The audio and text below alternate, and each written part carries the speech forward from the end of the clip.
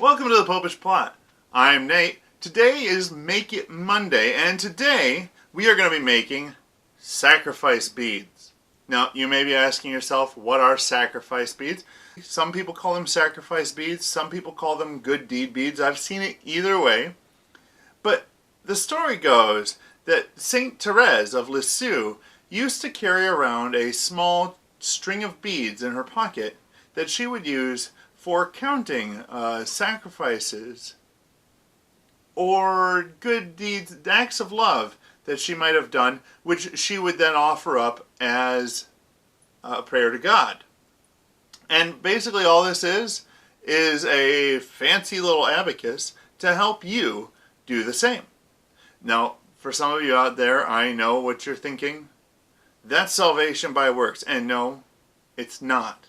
It's not salvation by works. What it is it's accounting. And I'm an accountant, so I would know. This right here is a little tool that is used for helping me focus on things I do during the day. These things, whether they be a sacrifice or an act of love or some other sort of good deed, by themselves, they will not get me to heaven any faster. Counting them out on these beads will not get me into heaven any faster, or any more assuredly. Unless, of course, by some chance these metals are made out of lead and I am absorbing poisonous, toxic metals into my body, which will eventually kill me. It'll probably be a slow death, and I really don't think that's the case. But what these do is help me to focus on the things that I am doing or that I should be doing throughout the course of my day. Because while those acts and the counting them up on this string won't get me into heaven any faster, what they will do is they will help me to grow in my own personal holiness.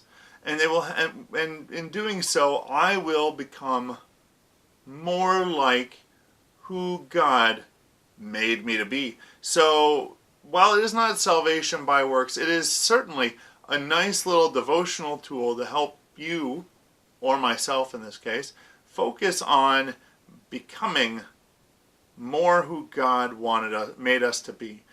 Growing in holiness. So let's go ahead and get started. To get you started, in order to do this, you'll need some materials. First thing is you'll want to have some decorations for the ends. I personally recommend a cross and a medal. In this case, I have a St. Benedict's cross that I've had lying around the house, waiting from a necklace that broke, so it's just been waiting for another necklace to go on.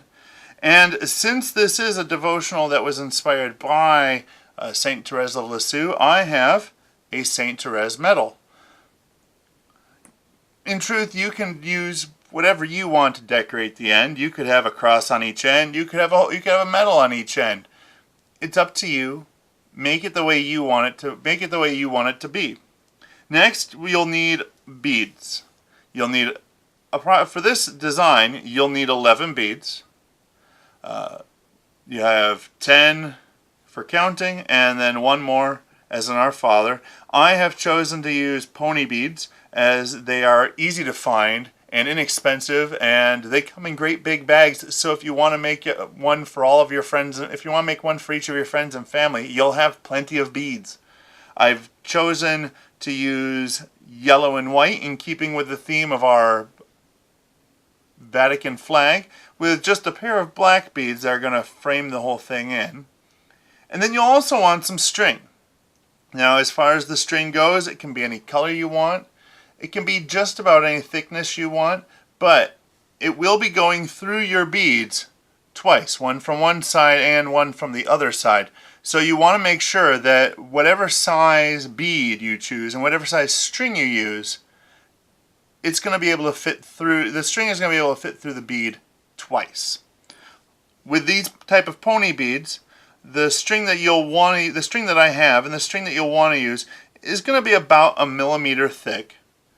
You don't really want it to be any thinner than that, because as it is, This is a little thinner than I would like, and it requires me to have to make bigger knots in order to make sure that the beads stay in place.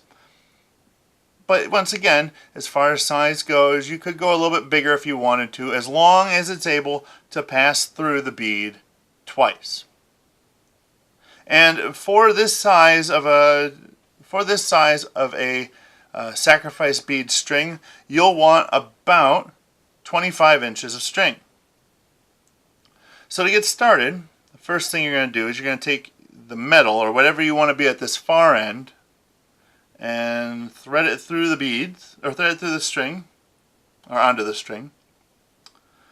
And about halfway right down the middle.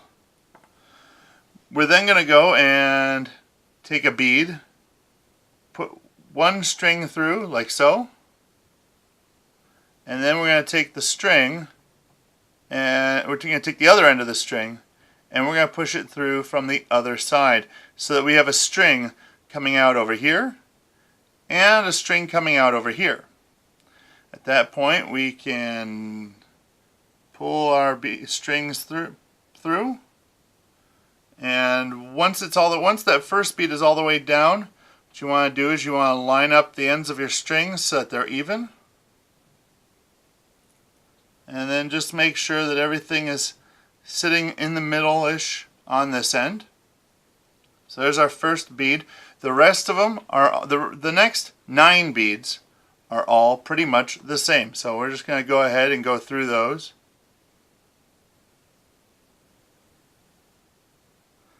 String them up, pull the strings, move on to the next bead.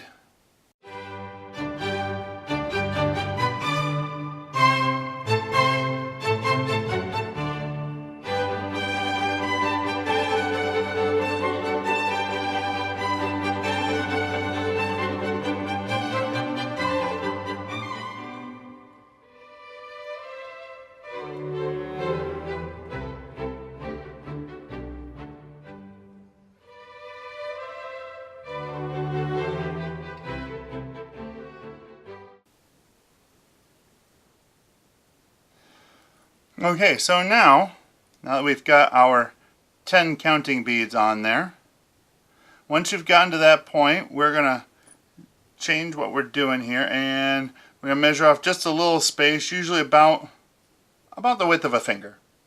And we're going to make a little knot. It's called a corded rosary knot.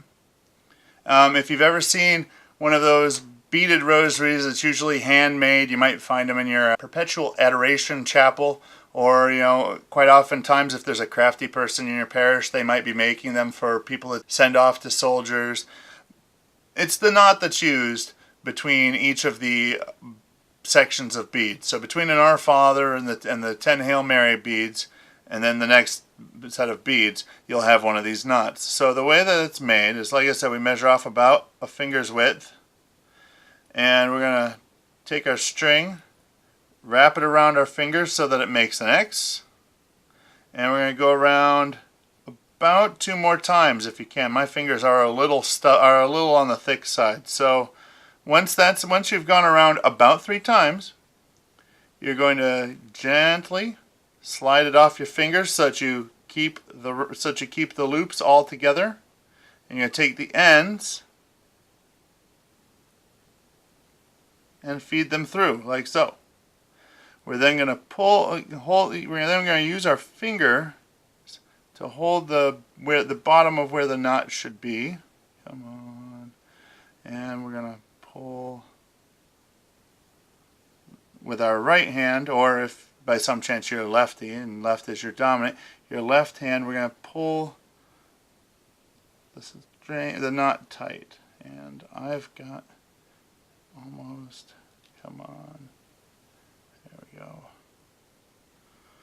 It can be a little tricky, and I've had to practice this quite a bit, and my knot is not perfect, but this knot should work.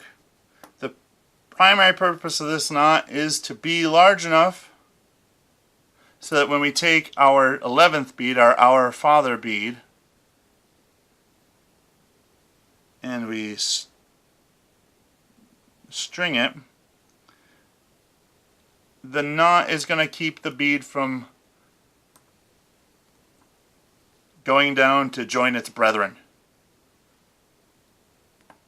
Now we're almost done. We've got our 10 counting beads. We've got our 1 Our Father bead. We've got our medal on the end here. All that's left is our cross, or whatever decoration it is that you're using on this end. And it's really simple. We're just going to thread it through, and then we're going to make a couple of knots to hold it in place. I recommend, at the very least, double knotting it. So there's 1,